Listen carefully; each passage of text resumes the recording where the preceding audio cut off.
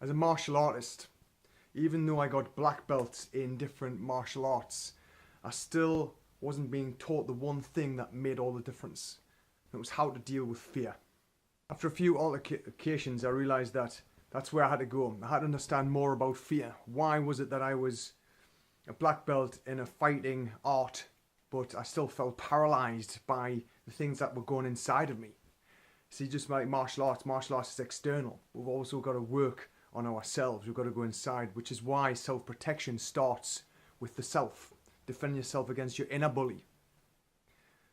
And that's where I was led. And always starts with you. Everything else is superfluous.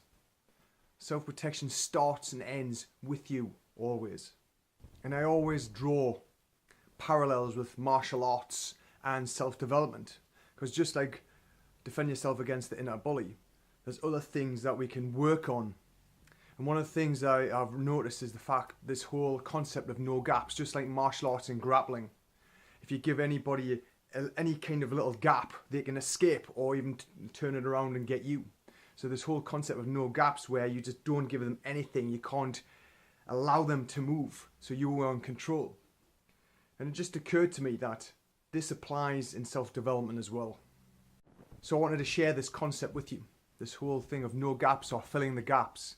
Because if you're suffering from anxiety or depression, for example, or if you're not clear on who you are and you are just milling around going on a hamster wheel, or you feel low, what happens is we allow our negativity to pour in, and then we can spiral down.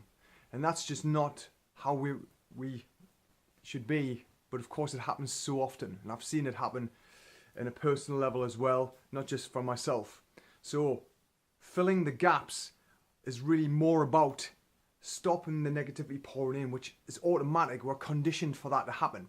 And instead fill the gaps with positivity. And what I know it's easy to say, but what I mean is, if you are not doing something creative with your brain, if you're not accessing your brain in some way to create something which will serve you or create some kind of purpose or passion, then if you don't fill that gap in your mind, then it will be filled for you. And if you've been suffering from low mood, anxiety, anything like that, then that will just seep in and play automatically. So this is why I'm talking about this parallel of no gaps or filling the gaps in. Fill in those gaps. Don't give anything like that a chance to set. You have control. You have a choice to control this and take control of the situation. So for me, if you are not putting things in your mind, I'm not just talking about watching TV, I'm about creating things. Start creating. Start using this energy that you have to then spin this round and turn this around and change this and transmute this energy from one thing into another. Fill the gaps.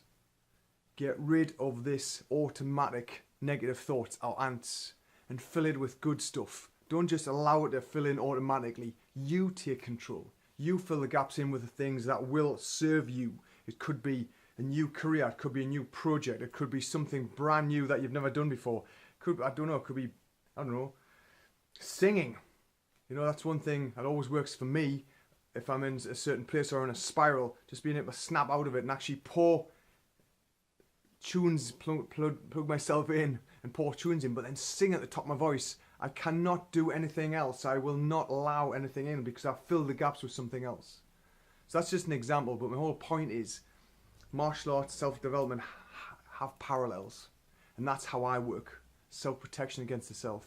Fill the gaps. No gaps. Don't give anything, the opponent, whether it's external or your inner opponent, any chance to take a hold. You take control.